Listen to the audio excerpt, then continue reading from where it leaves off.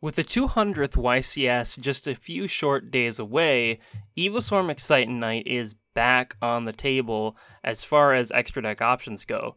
And for a rank 4 card to come back, a generic rank 4, that can wipe out the entire board, I think it's important that we take stock of this fact and think about what this means going forward into a highly competitive scene, not just at this YCS, but afterwards for the rest of the format.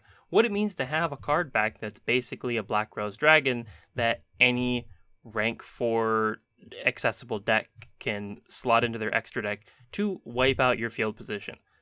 This card is huge. It was format defining before, and while it may not be quite as format defining now, we still have plenty of decks that can churn out rank 4s like they're nothing. That's sort of a side effect of the fact that so many decks are built now to just spam the board with any monsters to get link summons through. Some of those decks are also playing level 4 monsters in enough numbers to reliably make rank 4s.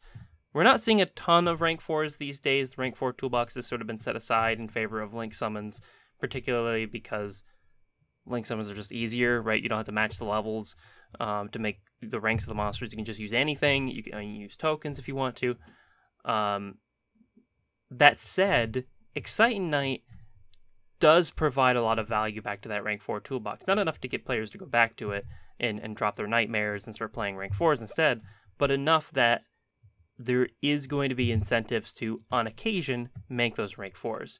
So Exciton Knight's important for a few reasons. First of all, it heavily punishes decks that play lots of cards on their field without any protection. And we've already seen this happen, right? Earlier this year, we saw Evenly Matched come out and just wipe away so many strategies that were attempting to sit on large boards without any protection. You would go into your battle phase, turn 2, your first turn, and just wipe out their field position. So Exciton Knight is similar in that sense. There's more caveats to it. Your opponent needs to have more cards total in their field than in their hand. That will very often be the case, given that we're in a link environment right now where building up a board is important. And Exciton Knight plays really well into that theme, right? Because everybody wants to build large boards, U-links, which are not as easy to make now with Nightmare Goblin being forbidden. But everybody wants to set up the link summons, get their link arrows so that they can either summon more things from the extra deck, so they can pendulum summon more cards, so that they can reliably play more things like Trigate Wizard that can defend their setups, or make a Saryuja or some other defensive card. Exciton Knight is there and exists there to punish those players, and it does so reasonably effectively. It's not always going to go through, right? It's not always going to resolve. Things like infinite impermanence, of course, exist. There are tons of floodgates, tons of traps that can stop it, but it's the ability to drop Exciton Knight at virtually any point in the duel that makes it so powerful. It's not like Evenly Matched where you need to meet conditions within the battle phase. You can do this during the main phase. And that alone is huge, and it's a big difference maker. Of course, you can use Exciton Knight during your opponent's battle phase. Probably not going to happen as often. I can't imagine too many players going into their battle phase while they still control more cards when you have a face-up Exciton Knight. It can happen from time to time. It's not always terrible to make that kind of a play, but I think generally what you're going to see is that the battle phase effect of Exciton Knight will probably only come into play if it gets negated by some kind of set, like an impermanence or something.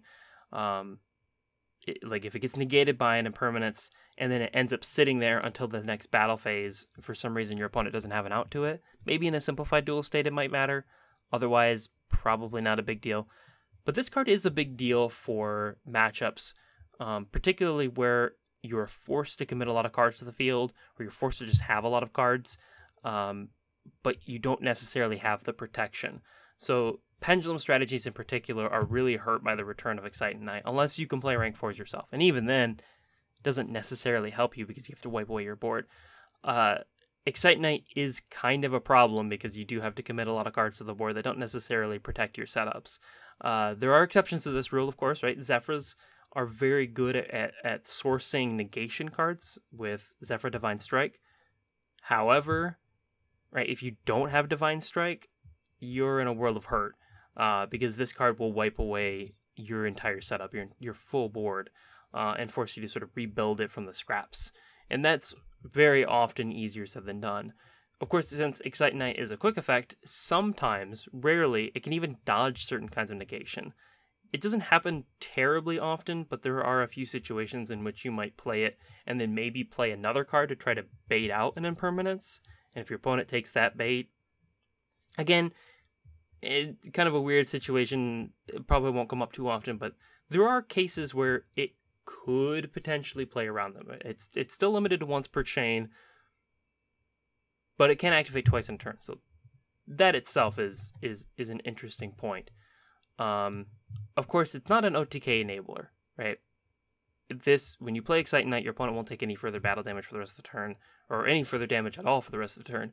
But think about plays like summoning Exciton Knight, blowing out the field, and setting the now semi-limited Scapegoat.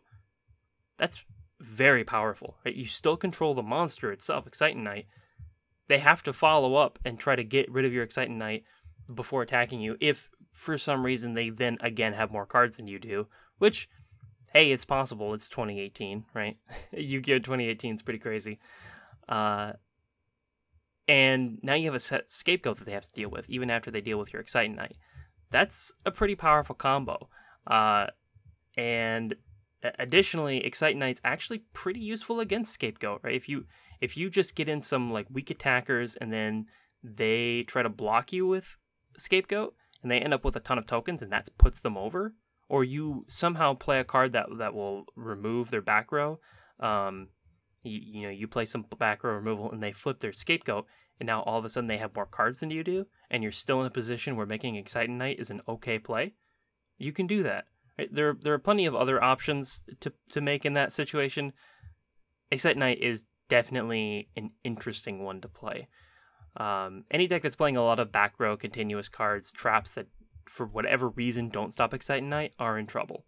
So of course, lots of caveats here regarding Exciton Knight. It is a matchup defining card, but we do have more ways to deal with it. Some of those ways aren't seeing a ton of play, right?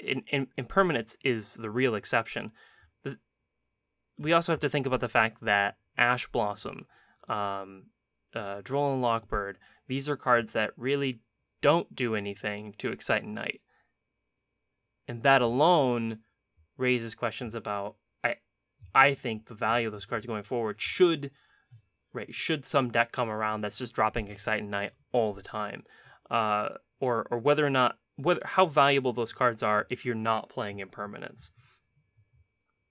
So I think there are a lot of questions to answer about whether or not Exciton Knight's going to see a lot of play and what decks are going to play it, if any. The era of recovering off of Exciton Knight via like unlimited soul charges are long past, but we do have lots of recovery options out there. There are plenty of decks that can just eat an Exciton Knight or just have tons of resilience and can survive through an Exciton Knight field wipe that just don't really care. And pendulums aren't really seeing a lot of play as it is, but going forward, this might be one of the most important changes on the Forbidden Limit list, besides Goblin, which I think is the single most important one. But Exciton Knight right now isn't as exciting as other things on the list, but I think it has the potential to be, because of how it interacts with decks that set lots and lots of cards and commit to the field. All right, so anyways, let me know what you guys think about Exciton Knight, whether or not you're going to be playing it. I'm pretty sure I will be playing it at the 200th. We'll see. I'm trying to work through it in my extra deck right now. But we'll find out. It'll be nice to pull it out of my banned card collection and start playing it. So let me know what you guys think about the card. And thank you for watching. And until next time then.